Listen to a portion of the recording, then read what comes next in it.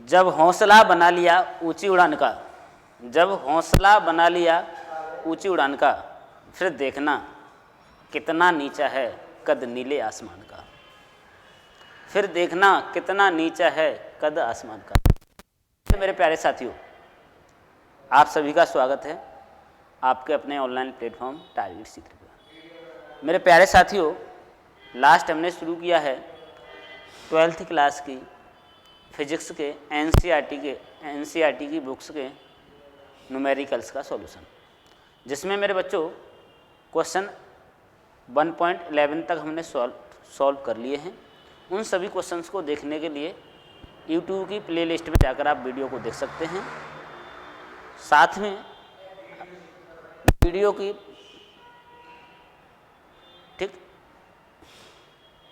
Video को playlist में जाकर देखें और साथ ही चैनल को सब्सक्राइब करें। अगर वीडियो अच्छी लगती हैं तो लाइक ज़रूर करें। साथ में बेल आइकन प्रेस करना ना भूलें, क्योंकि आगामी वीडियो के नोटिफिकेशंस आपके मोबाइल तक पहुंच सके। मेरे बच्चों, आज हम क्वेश्चन लेके आए हैं 1.12। 1.12 क्या है मेरे बच्चों? ये कह रहा है two identical charge copper sphere A and B have their center separated by a distance of 50 centimeter. What is the mutual force of electrostatic repulsion if the charge on each is 6.5 into 10 to the power minus 7 coulomb? The radii of A and B are negligible compared to the distance of separation. मेरे बच्चों, कहने का आशय ये है, दो sphere हैं A and B। प्रत्येक स्फेयर की बात करें मेरे बच्चों, चार्ज है 6.5 into 10 to the power minus के 7 कूलम।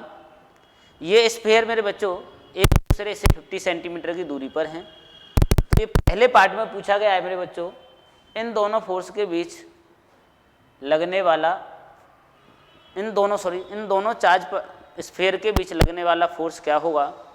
तो देख लेते हैं क्या है part A.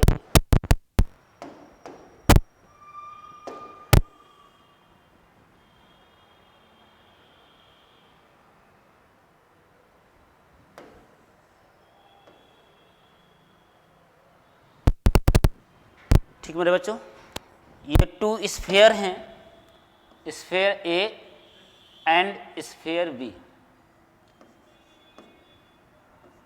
Charge on sphere A Q A is equal to 6.5 into 10 to the power minus 7 coulomb and charge on B Q B is equal to 6.5 into 10 to the power minus 7 coulomb, separated at distance 50 centimetre.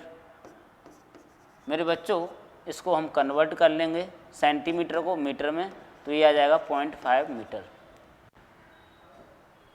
ये जो radius of sphere है मेरे बच्चों is very small compare to the distance, यानी कि जो sphere की radius है वो कम है किसकी तुलना में। तो मेरे बच्चों, फोर्स को पूछा गया है, तो इस फोर्स को फाइंड आउट करने के लिए मेरे बच्चों हमने सीखा था कूलॉम्स लॉ। मेरे बच्चों, कूलॉम्स लॉ से था F is equal to K Q A Q B by R square. F is equal to K Q A Q B by R square. मेरे बच्चों, यहाँ पर वैल्यू पुट कर देते हैं।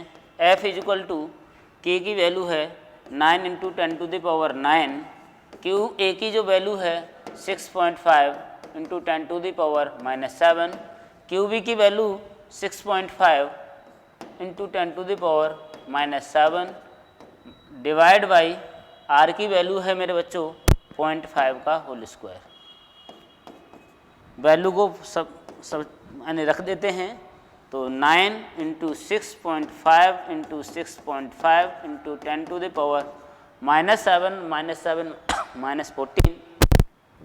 माइनस 14 प्लस 9, तो मेरे बच्चों माइनस का हो गया 5 डिवाइड बाई 0.5 का स्क्वायर होता है मेरे बच्चों 0.25।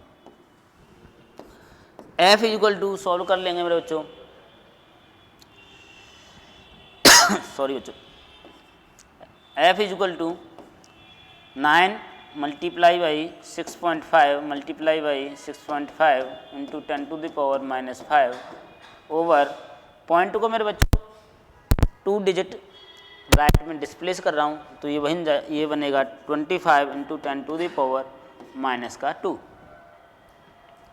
5 से काटूंगा मेरे बच्चों 5 टाइम, ये कटे जाएगा 1.3 टाइम, ये भी 1.3 टाइम कटे जाएगा 5 से। बच्चा क्या मेरे बच्चों, f इक्वल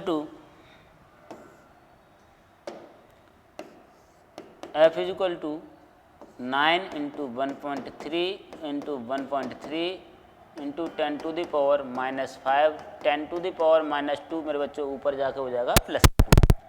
तो f इक्वल टू हुआ 9 मल्टीप्लाई बाई 1.69 मल्टीप्लाई कर देंगे तो ये बन जाएगा 10⁻⁻3 10⁻⁻3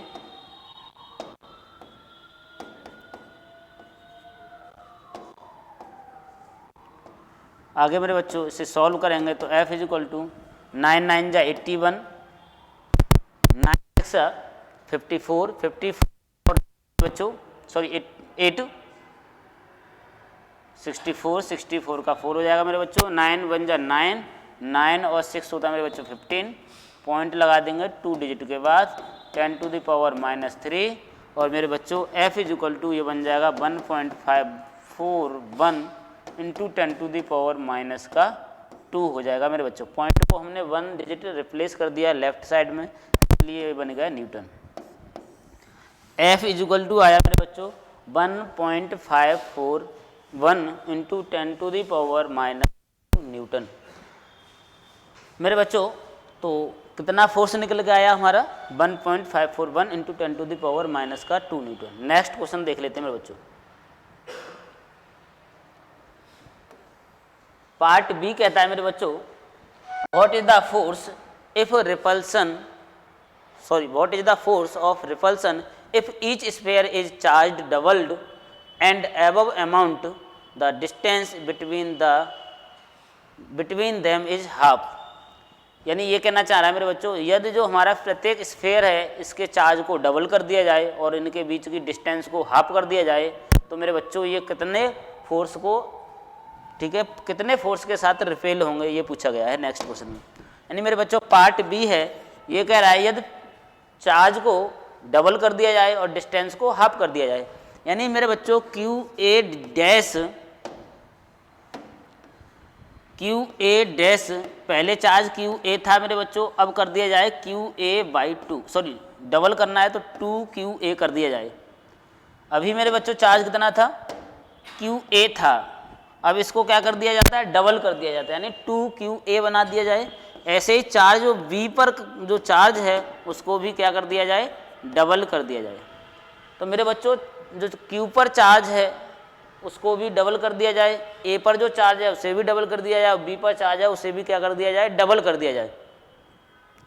तो मेरे बच्चों और डिस्टेंस को हाफ कर दिया जाए, यानी डिस्टेंस अभी r थी और उसको कर दिया जाए मेरे बच्चों r/2। तो ये जो फोर्स होगा रिपल्सन फोर्स होगा वो कितना होगा ये पूछा है मेरे बच्चों। तो आइए देख लेते हैं। तो फोर्स ऑफ रिपल्सन की बात कर रहा है तो मेरे बच्चों F डैश निकालना है मुझे। F बराबर मैंने सीखा है F equal to K QA QB by r²। इसको एक्सपेंड कर देंगे F dash by F equal to QA dash by QA into QB dash by QB into R by R dash का होल स्क्वायर। इन सारी values को मेरे बच्चों उठा के पुट कर देंगे, तो पुट करते ही ये आ जाएगा मेरे बच्चों, वैल्यू पुट करेंगे तो F dash by F equal to मेरे बच्चों QA डैश कितना कर दिया गया डबल कर दिया गया यानी 2 QA बाई QA। मेरे बच्चों क्यू बी डैश को भी क्या यानी क्यू बी को भी क्या कर दिया, डबल कर दिया, यानी 2QB divide by Q B, और मेरे बच्चों डिस्टेंस को क्या किया गया है, हाफ कर दिया गया है, यानी R/2 का होल स्क्वायर। क्यू ए से मेरे बच्चों Q A cancel out, Q B से Q B cancel out, R से आर कैंसिल आउट, तो एफ डैश बाई एफ बराबर मेरे बच्चों बना 2 मल्टीपल बाई 2 इंटू 2 मेरे बच्चों ऊपर जाएगा और स्क्वायर हो जाएगा साथ में, तो ये हो जाएगा मेरे बच्चों 16 F dash upon F is equal to 16। Now F dash is equal to F multiple by 16, यानी 16 टाइम ऑफ एफ। तो मेरे बच्चों जो पहले वाला फोर्स है यानी जो आया था हमारा 1.51 इंटू 10⁻⁻² न्यूटन, उसका 16 टाइम हो जाएगा, यानी पहले जो 1.51 इंटू 10⁻⁻² न्यूटन का, वो अब उसका कितना गुना हो जाएगा मेरे बच्चों, 16 गुना हो जाएगा। कब, जब चार्ज को डबल कर दें एंड डिस्टेंस को हाफ कर दें। तो मेरे बच्चों नेक्स्ट क्वेश्चन देख लेते हैं, ये बोर्ड एग्जाम के लिए मेरे बच्चों इंपॉर्टेंट क्वेश्चन है। अब नेक्स्ट क्वेश्चन हमसे क्या कहता है, आइए देख लेते हैं। नेक्स्ट क्वेश्चन है मेरे बच्चों 1.13, यानी क्या है देख लेते हैं।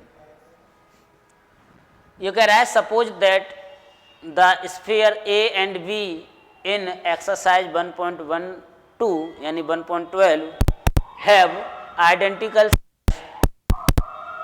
यानी एक्सरसाइज जो पिछली थी यानी पिछला क्वेश्चन था 12 मेरे बच्चों, उसमें जो स्फीयर हैं वो आइडेंटिकल हैं। आइडेंटिकल का मतलब मेरे same size, A third sphere of the same size, और उसी साइज का एक तीसरा स्फीयर है बट अनचार्ज, लेकिन उस पर कोई चार्ज नहीं है, is brought in contact with the first, पहले ए के कॉन्टैक्ट यानी पहला स्फीयर है उसके कॉन्टैक्ट में रखा जाता है, brought in the contact with the second, बाद में फिर दूसरे वाले के कॉन्टैक्ट में रखा जाता है, and finally removed from both, और अंत में दोनों से हटा दिया जाता है। What is the force of the repulsion between A and B. तो कैसे करेंगे मेरे बच्चों, यानी हमारे पास 2 स्फीयर हैं जो सेम साइज के हैं मेरे बच्चों, सेम साइज के 2 स्फीयर हैं ए एंड बी, जो एक्सरसाइज अभी 1.12 में थे मेरे बच्चों, यानी अभी 1.12 में मेरे बच्चों ये 2 स्फीयर थे, एक स्फीयर ये, दूसरा स्फीयर ये, इस पर चार्ज क्यू ए बराबर था मेरे बच्चों 6.5 इंटू 10⁻⁷, दूसरे स्फीयर पर भी चार्ज मेरे बच्चों कितना था 6.5 इंटू 10⁻⁷ कूलम। ये मेरे बच्चों 2 स्फीयर हैं, एक स्फीयर ए है, दूसरा स्फीयर बी है, एक सेम साइज का मेरे बच्चों तीसरा स्फीयर है, सेम साइज का एक तीसरा स्फीयर है, पहले ए के कांटेक्ट में लाया जाता है, फिर ए से हटाकर बी के कांटेक्ट में लाया जाता है, और अंत में दोनों से हटा दिया जाता है। तो मेरे बच्चों अंत में जो चार्ज यानी स्फीयर हैं ए और बी, उन पर कितना फोर्स लगेगा ये पूछा गया है। देख लेते हैं मेरे बच्चों, जब 2 चार्ज को यानी एक चार्ज बॉडी है और एक अनचार्ज बॉडी है, दोनों के साइज क्या हैं, सेम हैं। अगर हम उन दोनों को कांटेक्ट में रखते हैं तो मेरे बच्चों वो चार्ज को हाफ एंड हाफ बांट लेते हैं। जैसे मान लीजिए हम इस तरह से इस एग्जाम्पल को समझ सकते हैं। मान लीजिए भाई 2 भाई हैं मेरे बच्चों, कितने 2 भाई हैं, जिसमें से मेरे बच्चों वो अलग अलग रहते हैं। एक पर 10 लाख रुपए फालतू है मेरे बच्चों और एक पर कुछ नहीं है। मेरे बच्चों उन दोनों भाई जब वो शामिल हो जाएं तो मेरे बच्चों शामिल होने के बाद दोनों पर जो रुपए होंगे मेरे बच्चों कितना होगा, 10 लाख होगा। 10 लाख रुपीज होंगे दोनों भाइयों पर, क्योंकि एक पर 10 लाख फालतू थे और एक पर कुछ नहीं था। जैसे ही हमने दोनों भाइयों को शामिल कर लिया, एक साथ इकट्ठा कर दिया, तो मेरे बच्चों दोनों भाइयों पर जो रुपए होंगे वो मेरे बच्चों कितने होंगे, 10 लाख होंगे। बाद में मेरे बच्चों क्या हुआ, कुछ समय बाद दोनों भाई अलग अलग हो जाते हैं, तो दोनों भाइयों पर मेरे बच्चों जो रुपए होंगे, जितने उस समय उन पर रुपए होंगे, उनके आधे आधे बांट लेंगे। सेम वही कंडीशन मेरे साथियों यहाँ पर है। एक ये स्फीयर है ए, इस पर कोई चार्ज है, दूसरा स्फीयर है सी, इस पर कोई चार्ज नहीं है। स्फीयर सी को स्फीयर ए के कांटेक्ट में लाया जाता है। तो मेरे बच्चों स्फीयर सी चार्ज होगा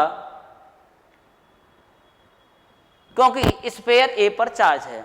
हमने चार्ज के मेथड्स पढ़ाए थे मेरे बच्चों, by friction, by conduction and by induction. मेरे कंडक्शन था मेरे बच्चों, ये कोई चार्ज बॉडी है, इस चार्ज बॉडी के कांटेक्ट में कोई अनदर अनचार्ज बॉडी को रखते हैं मेरे बच्चों, तो अनचार्ज बॉडी क्या होने लगती है, सेम नेचर के चार्ज से चार्ज होने लगती है। यानी इस वाली बॉडी पर कोई चार्ज नहीं, सॉरी इस वाली बॉडी पर मान लीजिए पॉजिटिव चार्ज है और इस वाली बॉडी पर कोई चार्ज नहीं है, तो मेरे बच्चों ये वाली बॉडी को जैसे ही हम कांटेक्ट में रखेंगे इस वाली बॉडी पर भी पॉजिटिव चार्ज आने लगेगा। अगर दोनों बॉडी लगी हैं, दोनों पर जो चार्ज होगा हो जाएगा। ऐसे ही बच्चों मैंने दोनों बॉडियों को क्या ले दूसरे के कांटेक्ट में लाया, तो दो बॉडियों पर चार्ज क्या होगा मेरे बच्चों,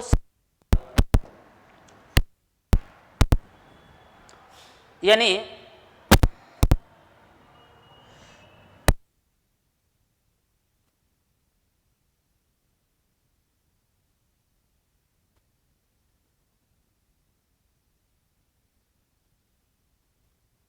we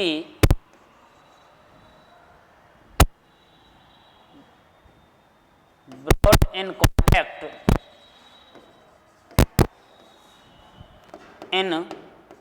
contact brought in contact, then charge on each body contact, then charge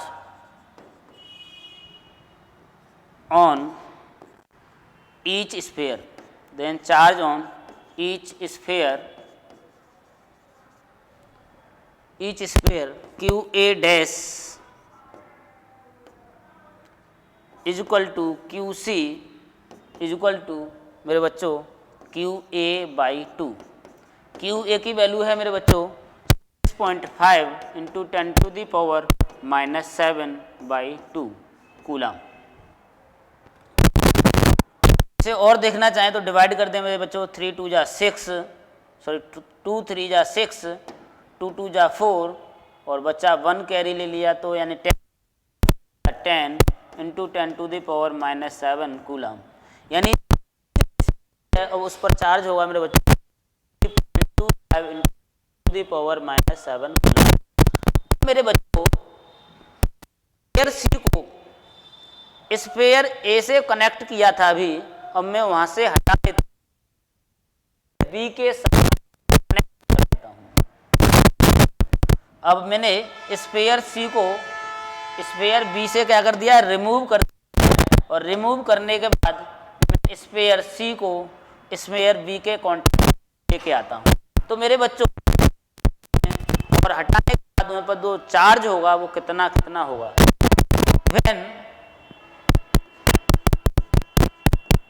when sphere B and C brought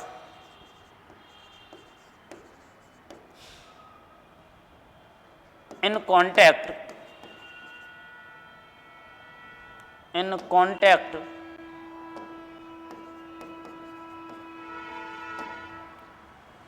then charge on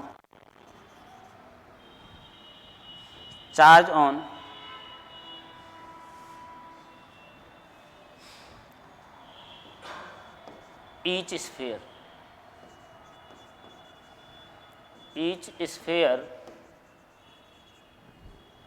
charge on each sphere QB dash is equal to QC dash is equal to मेरे बच्चों 3.25 plus 6.50 into 10 to the power -7 common ले लिया, divide by 2।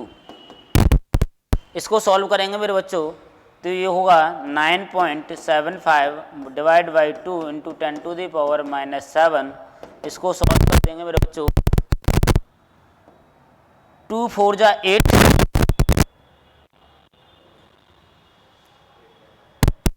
No बेटा sorry ठीक है, 2 4 जा 8.2 8 जा 16, 2 7 जा 15 और 2 5 जा 10 into 10 to the power -7 coulomb. यानी मेरे बच्चों जो स्फेयर बी है, उस स्फेयर बी जो न्यू चार्ज होगा वो होगा 4.875 into 10 to the power -7 coulomb. मेरे बच्चा अब बात कह रहा है जो स्फेयर थे भी 50 सेंटीमीटर पर थे, अब भी दोनों स्फेयर 50 सेंटीमीटर की डिस्टेंस पर हैं, तब उन दोनों के बीच लगने वाला क्या होगा, यानी इस कंडीशन में मेरे बच्चों फोर्स वैल्यू मेरे बच्चों F इक्वल, मैं F डैश लिख देता हूँ आपको, तो F dash equal to K Q A dash Q B dash by R square, क्योंकि डिस्टेंस मेरे बच्चों क्या है, सेम है।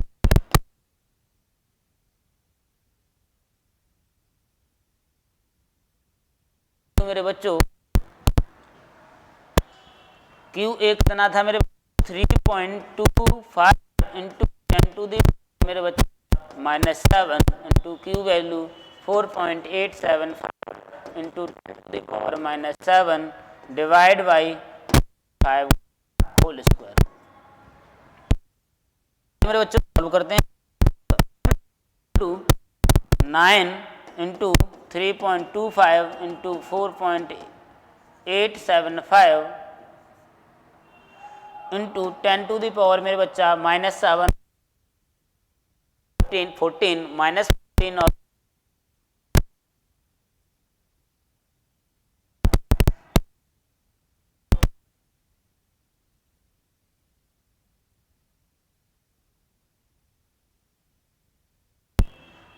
इस कर लेते हैं, तो F equal to F equal to करिएगा F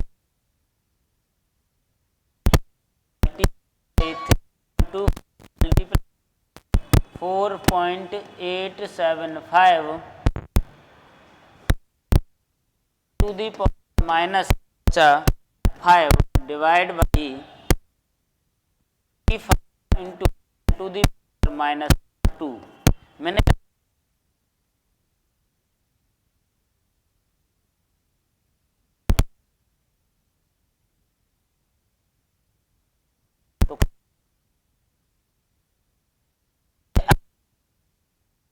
तो मैं ऐसा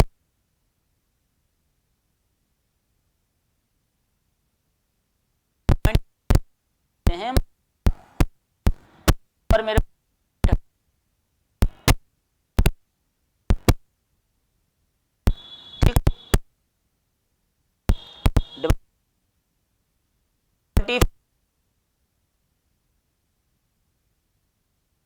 बन जा 25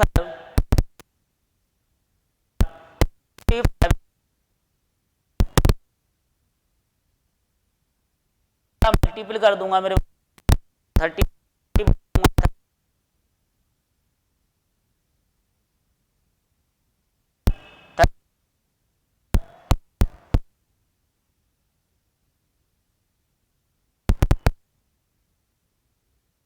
7 30 जा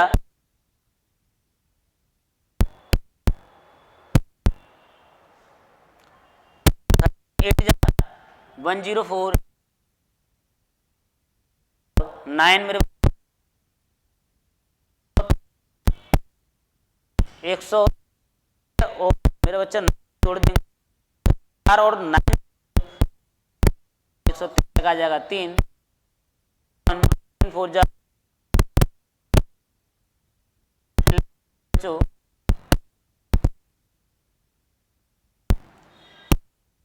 लगा देंगे मेरे बच्चों कितने डिजिट के बाद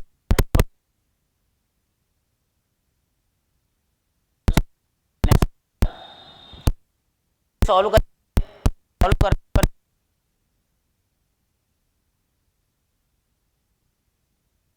तो 9 5 जा 44 का 5 होगा, 4 मेरे बच्चों 67, 27,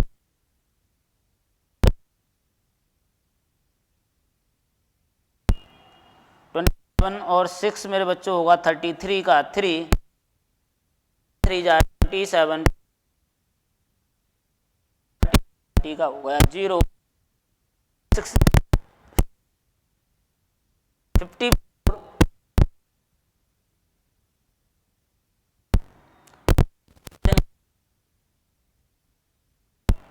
10 टू द पावर माइनस के 5 न्यूटन,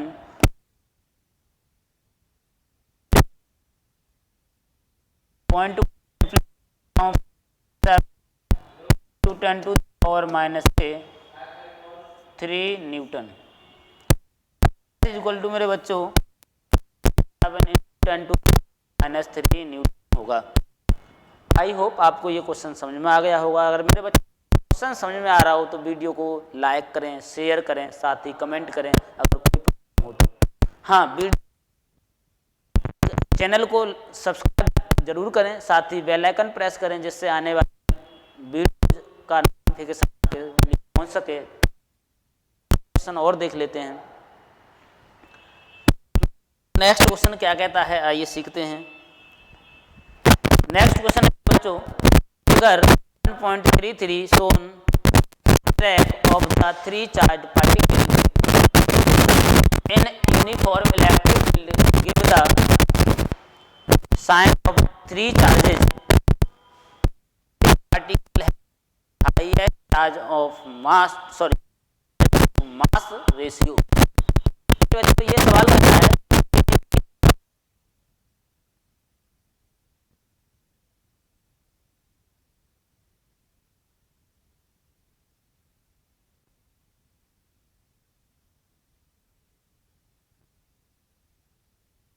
मेरे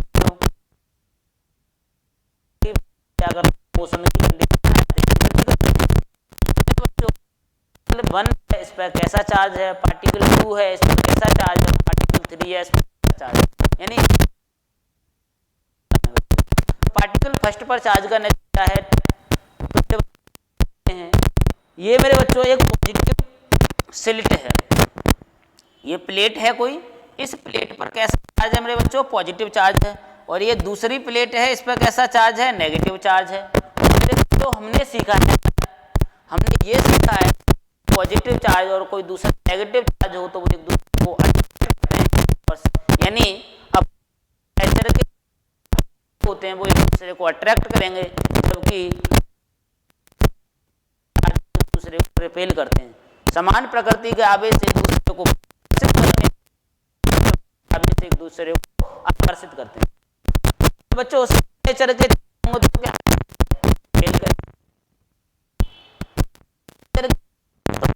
अट्रैक्ट करेंगे। तो मेरे बच्चों इस फर्स्ट पार्टिकल को देखें तो ये फर्स्ट पार्टिकल मेरे बच्चों इस प्लेट की ओर डिस्प्लेस होता जा रहा है। हम देख रहे हैं कि जो पार्टिकल फर्स्ट है वो उस प्लेट की ओर डिस्प्लेस होता जा रहा है।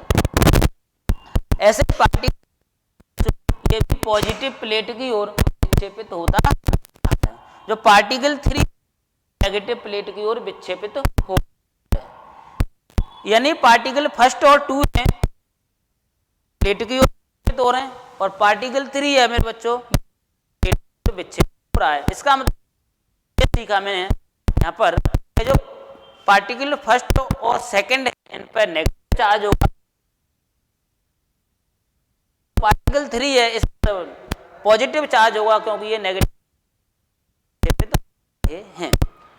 तो अब ये सीखा है कि दोनों यानी तीनों जो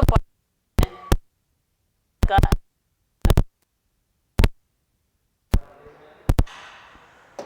बच्चा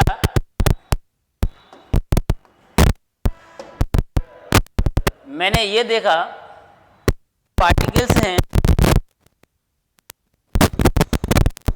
particles 1 and 2 have negative charge, negative charge, negative charge. और मेरे बच्चों पार्टिकल 3 है, particle 3 have positive charge, positive charge. तो पहले पार्ट में मेरे बच्चों पूछा गया था कि जो हमारे particles first second and third हैं इन पर चार्ज का नेचर क्या है, किस पर पॉजिटिव चार्ज होगा और किस पर नेगेटिव चार्ज होगा। तो हमने इससे सीख लिया है मेरे बच्चों पार्टिकल फर्स्ट एंड सेकंड पर कैसा चार्ज होगा, ठीक, नेगेटिव चार्ज, जबकि पार्टिकल थर्ड पर कैसा चार्ज होगा मेरे। तो सेकंड पार्ट है इसी में, which particle has the highest charge to the mass ratio, यानी कौन से पार्टिकल के लिए मेरे बच्चों, ठीक, चार्ज और मास का रेशियो ज्यादा है। तो आइए देख लेते हैं मेरा बच्चा।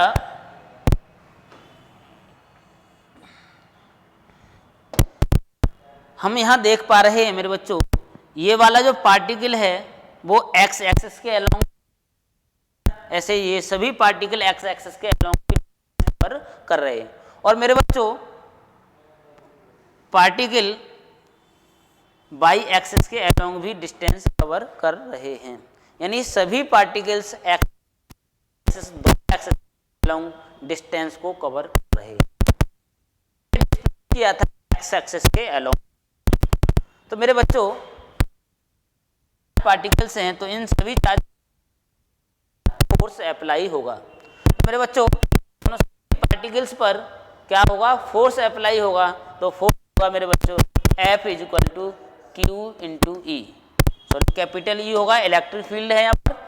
तो सभी पार्टिकल्स पर फोर्स होगा F is equal to Q E, चाहे पार्टिकल फर्स्ट हो, चाहे पार्टिकल सेकंड हो या पार्टिकल थर्ड हो, इन सभी पर जो फोर्स लगेगा F is equal to Q E, where Q क्या है, चार्ज ऑन, एंड ई क्या है, यूनिफॉर्म इलेक्ट्रिक फील्ड। मेरे बच्चों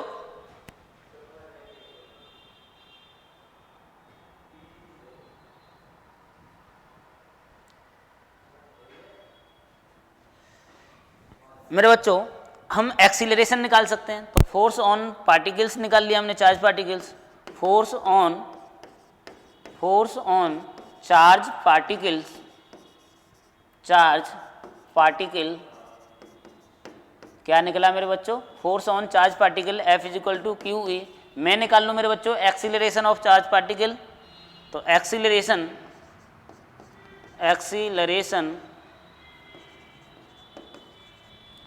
इन चार्ज पार्टिकल, तो मेरे बच्चों क्या होगा,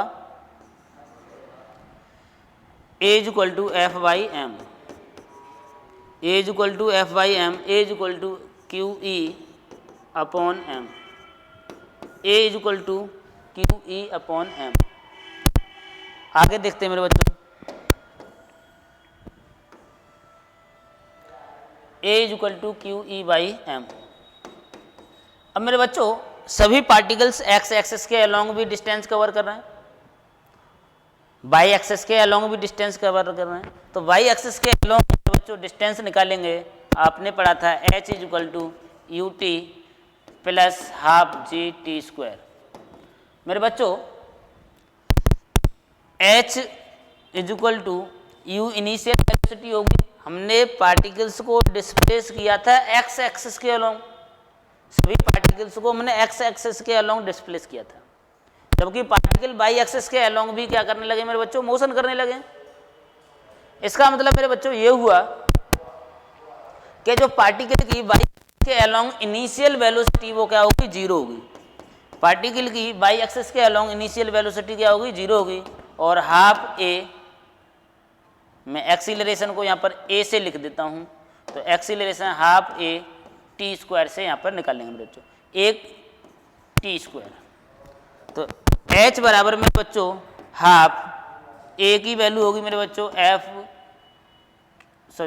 ए की वैल्यू है मेरे बच्चों Q E by M into T square. मेरे बच्चा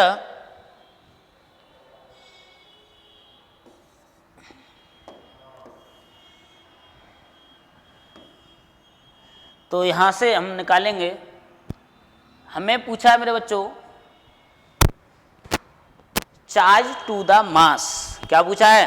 charge to the mass ratio, यानी आवेश का अनुपात पूछा है, किसका ज्यादा हुआ? आवेश और द्रव्यमान का अनुपात निकाले मेरे बच्चों, हमें निकालना है QE/m। तो मेरे बच्चों 2 इधर पहुंच जाएगा 2h/t²। मेरे बच्चों क्या निकलेगा? Q/m = 2h/et²। मेरे बच्चों 2 मेरे बच्चों t² कांस्टेंट है, इसका Q/m is directly proportional to h। तो मेरे बच्चों जिसके लिए h की वैल्यू ज़्यादा होगी या बाई एक्सिस के अलोंग डिस्प्लेसमेंट ज़्यादा होगा, उसके लिए मेरे बच्चों Q/m की वैल्यू ज़्यादा होगी।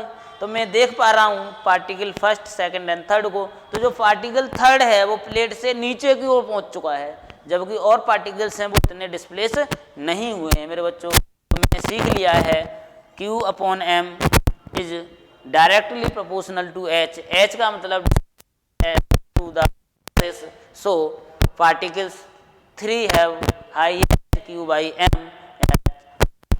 ठीक, charge to the mass ratio. मुझे उम्मीद है बच्चों ये क्वेश्चन आपको समझ में आ गया होगा। अगर तो क्वेश्चन आपको समझ में आए हों तो आप चैनल को सब्सक्राइब जरूर करें, साथ ही बेल आइकन प्रेस करना ना भूलें, जिससे आगामी आप मिल सके।